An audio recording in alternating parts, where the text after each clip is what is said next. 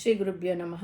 8వ అధ్యాయము 12-13 శ్లోకాలు. ఓం సర్వేంద్రియాణి సంయమ్య మనోహృది నిరుధ్య చ మూర్ధ్యాదాయాత్మనః ప్రాణం ఆస్థితో యోగధారణం ఓమిత్యేకాక్షరం బ్రహ్మ వ్యాహరన్ మామనుస్మరన్ యః ప్రయాతిత్యజందేహం సయాతి పరమాం గతిం. ముందుగా పదపదానికి అర్థం తెలుసుకుందాము. సర్వద్వారాని సంయమ్య, సమస్త ఇంద్రియ ద్వారములను బాహ్య విషయాల వైపు వెళ్లకుండా నియంత్రించి, మనః హృది, మనస్సును హృదయ కమలమునందు, నిరుద్యచ స్థిరపరచి, ఆత్మనః ప్రాణం, తన యొక్క ప్రాణవాయువును, మూర్ధ్ని బ్రహ్మరంధ్రమునందు, ఆదాయ ఉంచి, యోగధారణం యోగధారణమను సమాధి స్థితిని, ఆస్థితః ఆశ్రయించిన వాడే. తర్వాత ఏమి అంటే ఓం ఇది ఏక అక్షరం బ్రహ్మ, ఓం అనే ఒక అక్షరమైన పరబ్రహ్మ స్వరూపాన్ని వ్యాహరన్ ధ్యానిస్తూ, మాం అనుస్మరన్ నన్ను నిరంతరం స్మరిస్తూ, త్యజంతి దేహం శరీరాన్ని విడుస్తూ, ప్రయాతి మరణిస్తాడు, సహా అతడు, పరమాం గతిం అత్యున్నతమైన గతిని, యాతి పొందుతున్నాడు. తాత్పర్యం ఏమిటంటే, ఎవరైతే ఇంద్రియముల యొక్క ద్వారములను అంటే కళ్ళు, చెవులు, ముక్కు, నాలుక, చర్మము, ఈ ద్వారాల గుండా విషయాలు లోపలికి ప్రవేశిస్తాయి, వీటన్నింటినీ అదుపులో పెట్టుకుంటారో, మనస్సును ఆత్మలో స్థిరంగా నిలుపుతారో, యోగాభ్యాసము చేత ప్రాణములను బ్రహ్మరంధ్రం వద్దకు తీసుకుని వస్తారో, నిరంతరము ఓంకారమును జపిస్తూ ఉంటారో, ఈ పనులు చేస్తూ ఎవ్వరైతే తమ దేహమును వదిలిపెడతారో అటువంటి వారు పరమగతిని చేరుకుంటారు.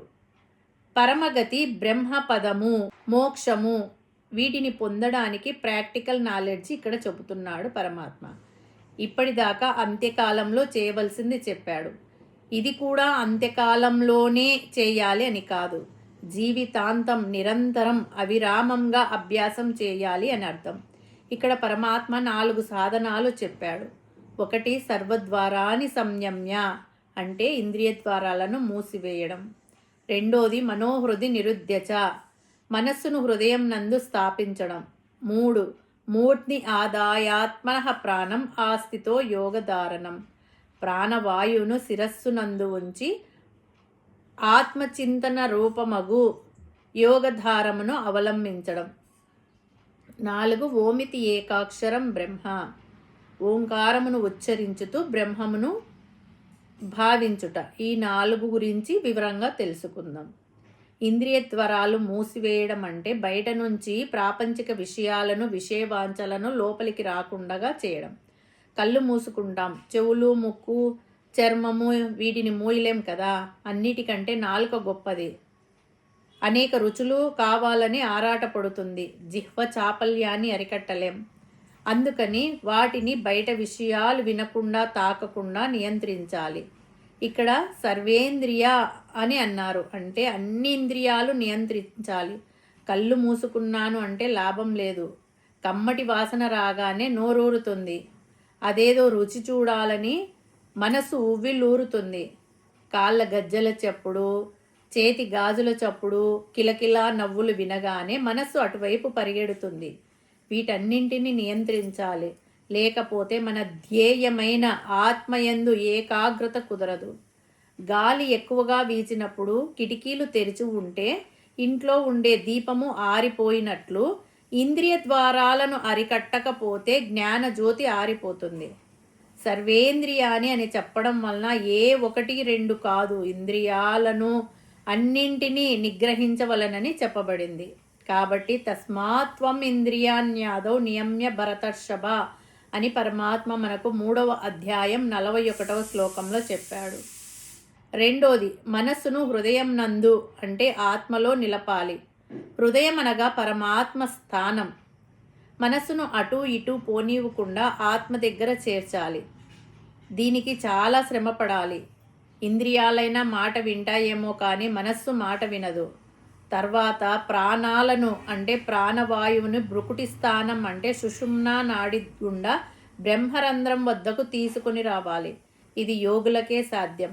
మొదటి సాధన అయిన ఇంద్రియాలను ఎప్పుడు నిగ్రహిస్తామో అప్పుడు నాయకుడగు మనస్సు కూడా శక్తిహీనుడై సులభంగా వశమవుతాడు. ఇది అంతా అయిన తర్వాత ఏం మంత్రం జపించాలి అంటే ఒకటే మంత్రం, ఓంకారం. దానినే ప్రణవం అంటారు. ఈ ఓంకారాన్ని ఉచ్చరించాలి. అది పరబ్రహ్మమునకు వాచకం, వేదముల యొక్క సారం. ప్రణవః సర్వవేదేషు అని మనకు 10వ అధ్యాయంలో పరమాత్మ చెప్పబోవుచున్నాడు. మంత్రములన్నింటికీ రాజు. ఓంకారం యొక్క అర్థము తెలుసుకోవాలి, దానిని ఆచరించాలి. ఈ విధంగా చేస్తే పరమపదమును చేరుకునే అవకాశం ఉంది అని ఈ 2 శ్లోకాలలో చెప్పాడు పరమాత్మ. ఈ శ్లోకంలో మనకు ఒక కొత్త పదం పరిచయం చేశారు వ్యాసుల వారు. ఓమితి ఏకాక్షరం బ్రహ్మ అంటే ఓం అనే ఒకే ఒక అక్షరం బ్రహ్మస్వరూపం. ఇది ఏక అక్షరం. ఈ ఓంకారమునకు ఆకారం లేదు, అది శబ్దం, అది బ్రహ్మం. కాబట్టి ఓంకారమును శబ్ద బ్రహ్మం అని కూడా అంటారు. అనుస్మరన్ అని చెప్పడం వలన మరలా విరామం లేకుండగా పరమాత్మను చింతించవలనని బోధించబడింది. ఉపాసనలు 2 రకాలని చెప్పుకున్నాం. అవే సగుణోపాసన, నిర్గుణోపాసన. సగుణోపాసనలో మనము ఏదో ఒక మూర్తిని ఎదురుగా పెట్టుకొని ఉపాసిస్తాము. అది విష్ణువు కావచ్చు, శివుడు కావచ్చు, కృష్ణుడు, వినాయకుడు, దుర్గా, ఏదైనా కావచ్చు. పురాణాలలో ఆయా మూర్తులు ఎలా ఉండాలి అనే విషయాన్ని స్పష్టంగా తెలియజేశారు. విష్ణువు పీతాంబరధారి, శంఖచక్రములు, వనమాల, శ్రీవస్తము, కౌస్తుభము, తల మీద కిరీటము, పద్మపత్ర నయనము, 4 చేతులు ఇలాగా వర్ణించారు. పులి, సింహము, గరుడు మొదలగు వాటిని వారికి వాహనాలుగా అమర్చారు. ఈ విగ్రహాలన్నీ రాతితో చేయబడ్డాయి, అంటే శిలా విగ్రహాలు. వాటిని దేవాలయాలలో ప్రతిష్ఠించి పూజలు నిర్వహించారు. ఏ దేవతను, ఏ దేవుణ్ణి విగ్రహ రూపంలో పూజించినా ఆ విగ్రహాలన్నీ రాతితో చేయబడ్డవే. వాటికి మూలము ఏ ఆకారము లేని రాయి అని గ్రహించారు కొందరు.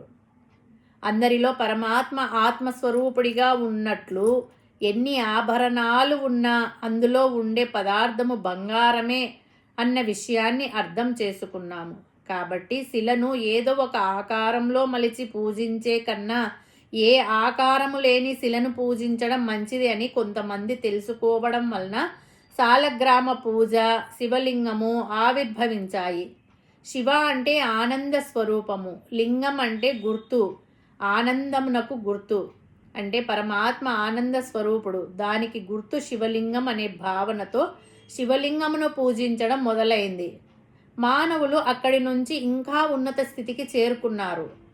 జ్ఞానము ఇంకా పెంపొందించి పరమాత్మ నిరాకారుడు, నిర్గుణుడు అనే స్థితికి చేరుకున్నారు. పరమాత్మ తనలోనే ఆత్మస్వరూపుడిగా ఉన్నాడని తెలుసుకున్నారు. కళ్ళు మూసుకొని తనలో ఉన్న ఆత్మస్వరూపుడైన పరమాత్మను ధ్యానించడం ప్రారంభించారు. అలా చేయడానికి ప్రతిమను కానీ లింగాకారమును కానీ కాకుండా శబ్దమును ఆసరాగా తీసుకున్నారు. అదే ఓం అనే శబ్దము. ఓమితేకాక్షరం బ్రహ్మ అంటే ఓం అనే అక్షరము బ్రహ్మస్వరూపమని తెలుసుకున్నాడు. ఆ పరంబ్రహ్మ ఓంకారంగా ప్రకటితమవుతున్నాడని గ్రహించాడు. అందుకే మన పూజలలో ప్రతి నామము ముందు ఓం అని చదువుతాము. గాయత్రి మంత్రం కూడా ఓంతో మొదలవుతుంది. ప్రతి మంత్రము ఓంకారంతోనే ప్రారంభమవుతుంది. అవసాన దశలో ఏ నామమో జపించే స్థితిలో లేకపోయినా ఓంకారం సులభంగా జపించవచ్చు. ఓం అంటే అన్ని నామాలు అందులోనే ఇమిడి ఉంటాయి. ఓంకారం జపిస్తే అన్ని దేవుళ్ళను ఉపాసించినట్టే. అందుకే ఓంకారమునకు అంతటి ప్రాముఖ్యం లభించింది. ఈ ప్రకారంగా పై 4 ఉపాసనలను అవలంబించినప్పుడు పరమాత్మ పదమును శీఘ్రంగా చేరగలుగుతాడని తెలుపబడింది. యహ అని ప్రయోగింపబడినందువలన ఏ జాతి వారైనా, ఏ మతము వారైనా, స్త్రీ అయినా పురుషుడు అయినా పైన చెప్పిన సాధనలు ఆచరిస్తే, ప్రణవమును జపిస్తే పరమగతిని తప్పగా పొందగలుగుతారని తెలియచున్నది. పరమాం గతిం అని చెప్పడం వలన బ్రహ్మ పదవి ప్రపంచంలో గల అన్ని పదవుల కంటే సర్వోత్కృష్టమైనదని స్పష్టమగుచున్నది. కాబట్టి చిన్న చిన్న ప్రాపంచిక పదవులకే శక్తిని దారపోసే కంటే నిరతిశయ ఆనందరూప సర్వోత్తమ ఆత్మ పదవికి ప్రయత్నం చేయడం మేలు. పురాణాలలో ఈ శ్లోకానికి ఉదాహరణ ఎవరైనా ఉన్నారా అని చెప్పి అంటే భీష్ముడు. ఈ శ్లోకానికి ప్రత్యక్ష ఉదాహరణ భీష్మ పితామహుడు. అంపశయ్యపై ఉన్న భీష్ముడు ఉత్తరాయణ పుణ్యకాలం వచ్చే వరకు తన ప్రాణాలను ఇంద్రియ ద్వారాల నుండి బయటికి పోకుండగా యోగధారణ ద్వారా నిలిపి ఉంచాడు.